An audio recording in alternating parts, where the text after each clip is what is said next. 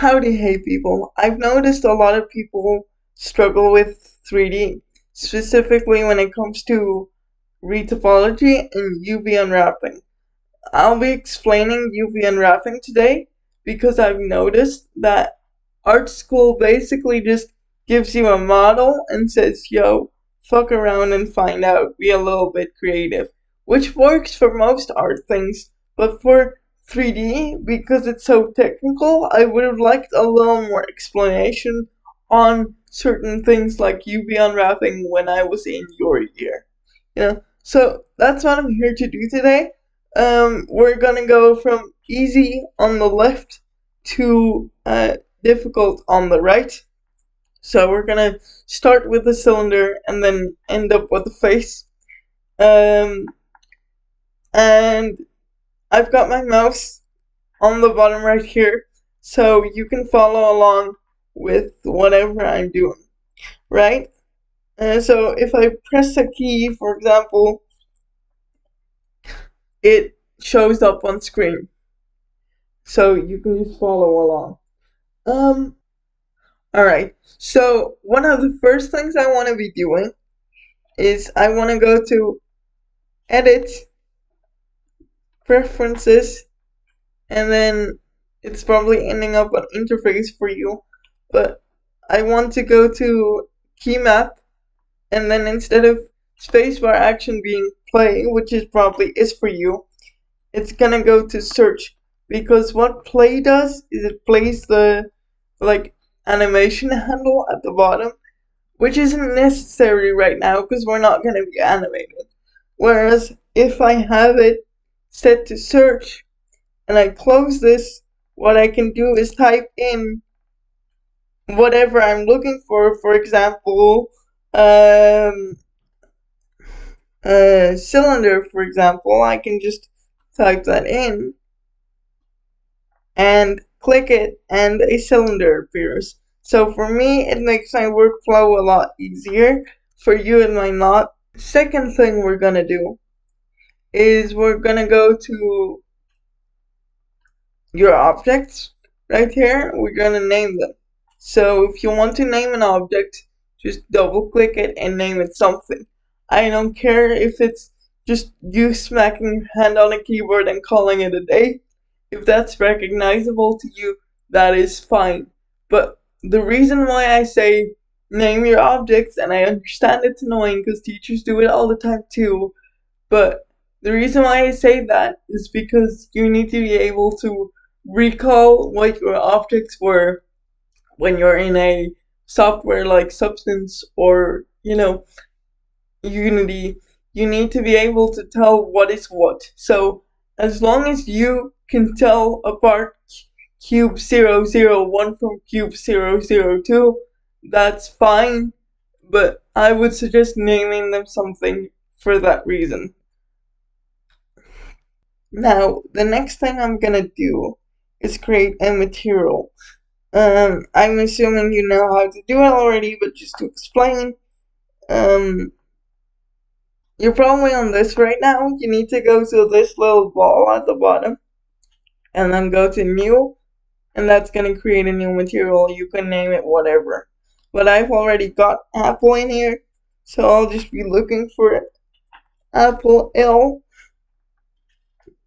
And I'm naming it the same as the object for simplicity's sake. It doesn't have to be that way. Now the next thing I'm gonna do is go to the item tab right here, and you can see the transforms, right? Now transforms tell you the location, rotation, and scale of certain objects. And this all needs to be set to 0 for the rotation and 100 or 1000, I believe, for the scale, because otherwise your UVs are gonna fuck up tremendously and we don't want that. So yeah, I'm just quickly gonna apply each transform by pressing Ctrl A and then clicking either all transforms or just rotation and scale. In my case, rotation and scale is fine. And then you can see it set it all back to normal, right? So just do that for each of your objects, and then we're ready to UV unwrap. Now, the next thing you're gonna do is you're gonna go to your easiest model, in my case the cylinder, and just press forward slash.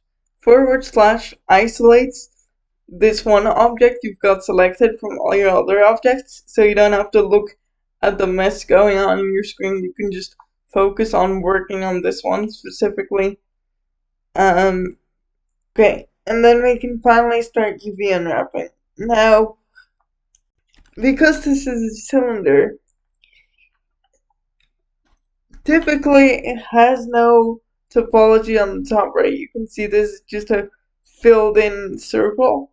So we want to add some cuts there to make it, one whole piece. I'm going to explain that to you later.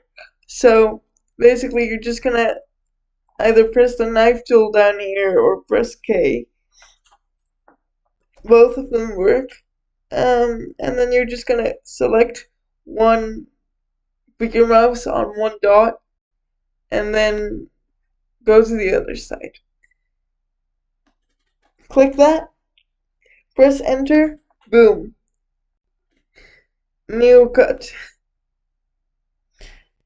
Do the same on the underside. And now you can see there's a cut all around it, right? And the cuts line up. So now what I can do is go out of knife mode. Just go box select again. And then I'm gonna press Alt and select this whole thing, right? And then I'm gonna go space, and for you, you might need to type it in, but for me, it's already there. Mark seam. So now the seam properly goes all the way around, so we only have to do the top and bottom circles. Alright, now that the object is completely UV'd, we can now unwrap it. So you're gonna go A, and then U, and then unwrap minimum stretch. Then in the UV editing tab right on the top,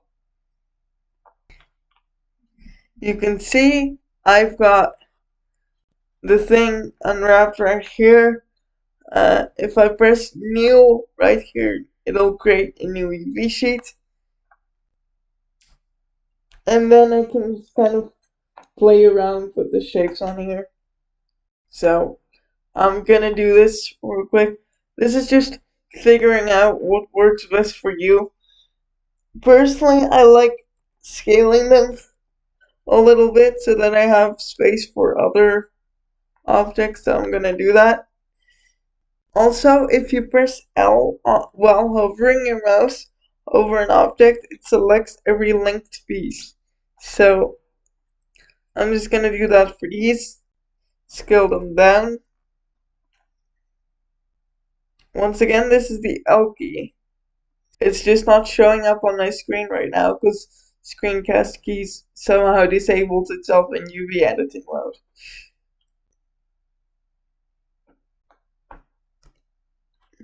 So I'm gonna select these, scale them down. I'm just gonna plop them in the corner here. Now, the reason why I'm organizing it like this is because it makes the most sense for me, but also because it makes the most sense when painting. Because when painting, the issue that you're gonna have if it's not organized properly is that you're gonna accidentally texture random bits and pieces, and you don't want that. Okay, so now that I've properly organized everything, we can go on to the next object. This was easy, right? Now, for our next contestant, it's the sphere, or as I like to call it, the ball. I've already got it singled out here. It's basically just the same as the cylinder. So what you're gonna do is you're gonna put a seam um, here at the bottom,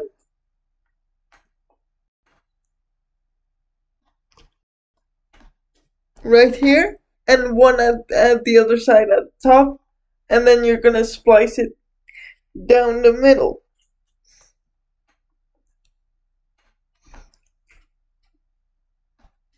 You can also do that down the side if you feel like it. Just depends on personal preference. I'm gonna go do that real quick, and I'll be right back. Okay, so I'm back. I've got it seamed down the middle and on either side, as you can see. You can put extra seams to go from just half, which it is right now, because there's one seam down the middle, to quarters, which means you put an extra seam on the side, and then you have it divided in quarters. So then you can color each quarter separately, right? Also, the ball shape does not require any extra cuts or, you know, extra topology because the seam can already go around on its own, so you don't need to add extra cuts to it. Okay, so we are now in UV editing mode. As you can see, I've got both the cylinder and the sphere selected. Why is that? Well, because otherwise I can't see where I located the stuff for the cylinder anymore. So now I can just see where everything is located, and I can, for example, uh, select these L key, L key, and then go like put it here or something. Just wherever I feel like makes the most sense for myself. Um, and then I'm just gonna reorganize things until I think it looks right. So here I did the same thing with the ball as I did with the cylinder, right? Just basically unwrap minimum stretch and then just some moving, some scaling, making sure everything looks semi-neat. Um, but one thing you can do if, for example, if you want both sides of the ball to have the same texture, but you don't want it to stretch, you should still unwrap it down the middle. But in that case, you can just overlap the UVs on so the UVs of either side just overlap each other, and then you can just color it the same thing, right? Without it stretching. Um, Usually I wouldn't recommend this, but if you've got a lot of objects like we do and you need to save space, it might be an option. Alright, so now we're on to the apple. Um, the previous apple I had in the beginning of the tutorial wasn't really working for me, so I decided to grab a different one. This is just one I made myself really quick. But when it comes to objects like these that are somewhat more complex than just a basic object, we look at what is the shapes we can recognize um, in the object itself. So for an apple, that would be for the actual fruit part an sphere or ball, which we just did. And for the stem, that would be a cylinder, which we also just did. So, with that information in mind, you can just repeat the same thing, only this time on one object instead of on two. So, I've already done my loop cuts and stuff, um, so that I can make it one cohesive piece. if you are like, I want more topology or less topology because it doesn't make sense and I can't unwrap this good, then what you can do is you can always go to the modifier tab, go to add modifier, search, and then subdivision surface if you want more topology. It also makes it smooth, so like this just adds vertices. If I apply this, which needs to be done in object mode, apply, and then I tab into edit mode again, you can see we've got a lot more vertices now, but this is ridiculous. So let's say I wanted less vertices. What I would do is in object mode, go to add modifier, search, and then search for decimate right here. Click on unsubdivide, and then up the iterations, and as you can see, that listens the face count right at the bottom. So if I ever want less topology or more topology, I can do it that way. You can see now if I apply this, it'll have less topology than it did before. Of course, it will be creating a bunch of diamond shapes, which isn't ideal, but you know, if you just want to do it the quick and easy way, this is the way to do it. So yeah, I'm just really quickly gonna unwrap this, and I'll be right back. Next up, the bowl of apples. Now I hear you thinking, I just unwrapped an apple. Why do I have to unwrap more apples? What is this? To which I say, do not fret. The reason why I'm explaining this is because there's a modifier for it. Um, the modifier is called data transfer, I believe.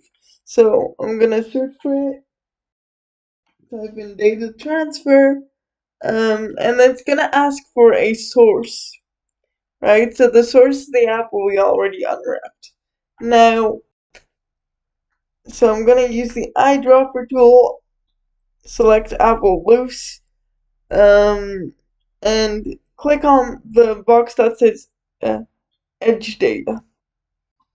So edge data, and then UV underneath it, and then topology. Now, it doesn't matter if the scale is different, or the rotation or the location of the apples are different. Just make sure the transforms are applied like I explained earlier, and then it should work. So, with that in mind, you're now gonna apply this,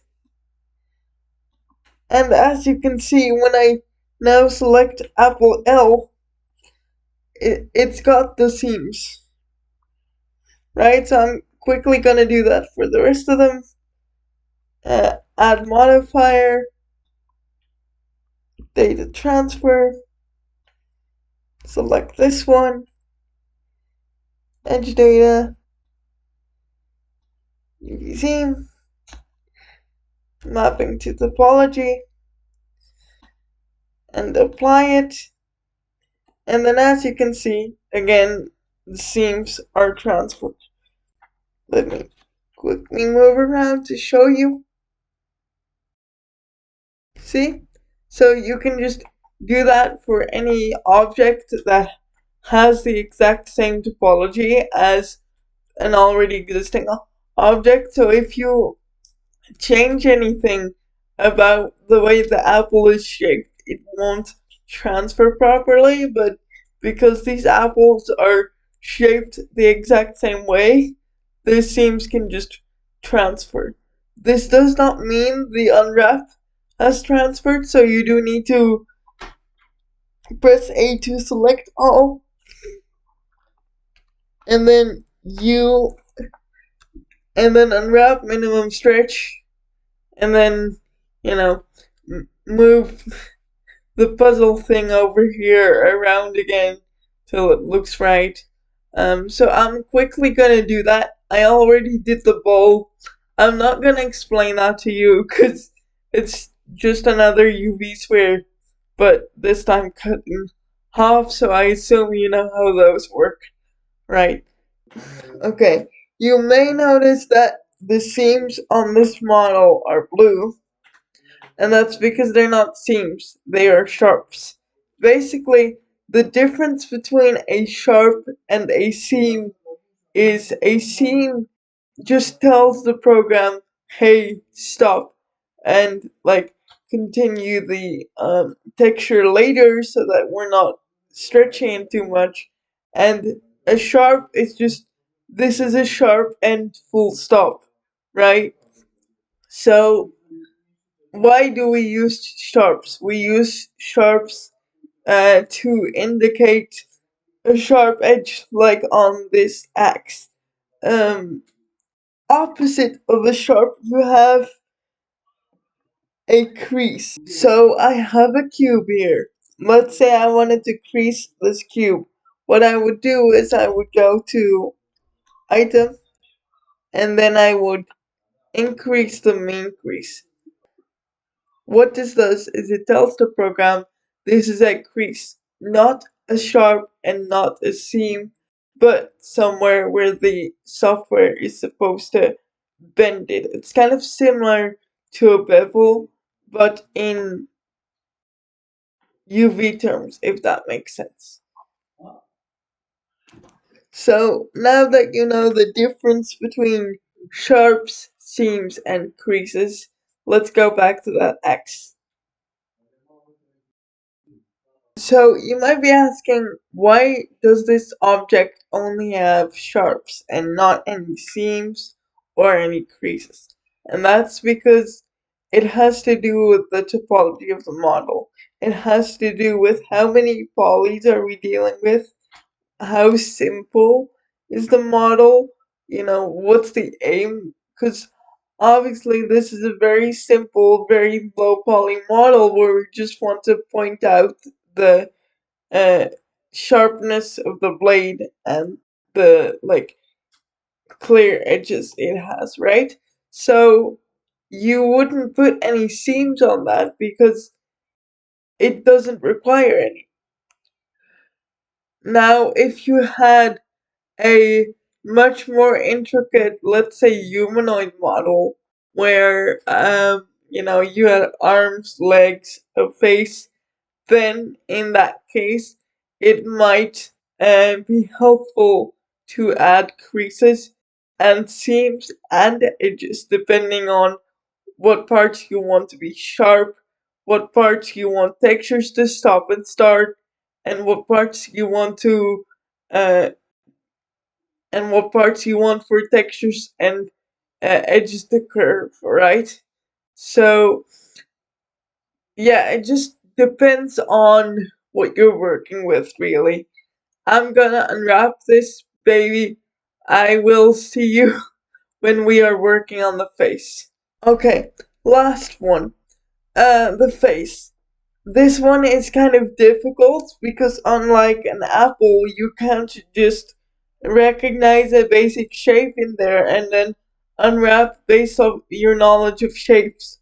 Or, like with the axe you could see the difference between the handle and the blade and be like, okay, that's where the cut goes or the sharp goes. But in this case, that's not really possible. So what do we do? Well, you just look at it from an animation perspective. So first off, you make it easier for yourself by doing what I did, which is if your model is symmetrical, you cut the model in half and then you just add a mirror modifier. Because then, if you add a seam or topology or what have you, you don't have to do it on the other side.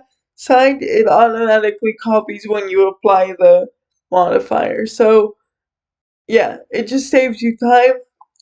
And like I said, look at it from an animation perspective. So, like, anything you would normally cut loose, like the lips or the eyes, to animate it, that's where a seam goes. And same for the ears. You might want to separate the ears from the head because you want to do something special with it, or cut the head in half because you want to do something special with that. And so that's where you put themes, right? You put themes based on where you think you're gonna animate it because it makes it easier to texture that way. It's kind of hard to explain, but I'll get back to you when I'm finished and you'll hopefully see what I mean. Okay, so the head is now finished. Um, I'll try and show you what I meant. So, for example, I've cut the head, like the back of the head, and the front of the head. I've like put a seam there, so it's cut in two. I've also put a seam around the neck to make it a separate area. Uh, I've also put a seam around the ears to separate the ears from the head because those things don't really matter, right? Because you're going to be focusing on the face. So you can just, view these as separate areas, and that's why you put a seam there. Um, and then for the face, obviously, I put a loop around everything that's animatable. So the eyes and the mouth. And I just did this with a mirror modifier and then applied it so it saved me time.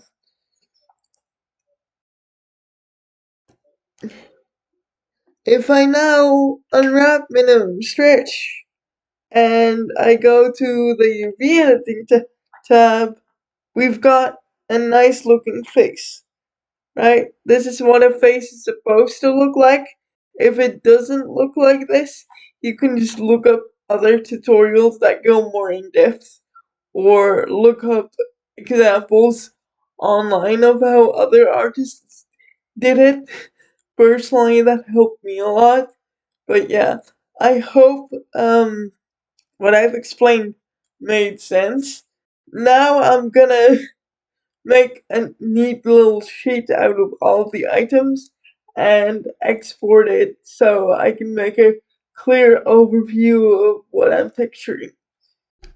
Okay, so finalization stage. You've now successfully unwrapped all of your um, items, and that means you are going to do the final checks. Now, what do I mean by the final checks? You are going to go to the overlays thing and then go to face orientation. So it's up top in your right hand, and then click on that. Click on face orientation, and it's gonna show you if anything is inside out. Because if things are inside out, the Unity or Substance will see it as invisible. So it's still gonna be there, you're just not gonna see it, which would be horrible if you've spent all this time on it, right? So we can see that most of these objects are normal, but one is red, and that's not good. So what you're gonna do is you're gonna click that one object, in my case an apple, and you're gonna go and type flip into this bar, and it'll come up with flip normals. And then it should be back to normal. So now everything is ready for exporting, and you can just select everything, go to File, Export, and FBX, and you're done for the modeling part. I'm now going to explain what I do to my UVs after I'm done with everything. So, welcome to the final step in my process where I show you what I do so I don't forget what is what if you don't care about this and you just wanted the UV unwrapping part of the tutorial, that is now done. You can go on with your day and have a nice day and live your life, right? But if you are a forgetful piece of shit like me, you might want to do what I'm doing. So what I did is I just um, made a screenshot of my UVs all together.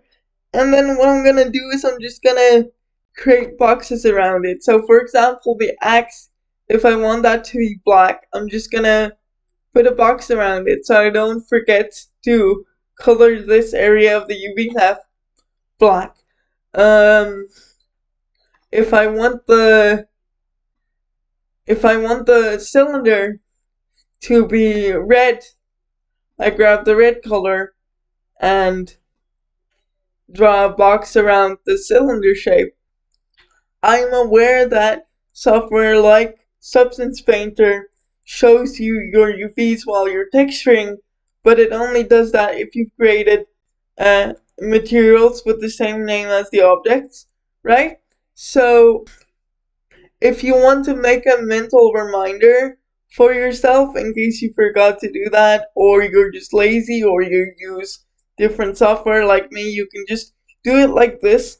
Keep it to the side of your screen while you're drawing things in, and then, import your texture and you're done. That's how I remember my things. Um, So I hope you like this tutorial for those who stuck around all the way. And yeah, see you soon or whenever I decide to post again.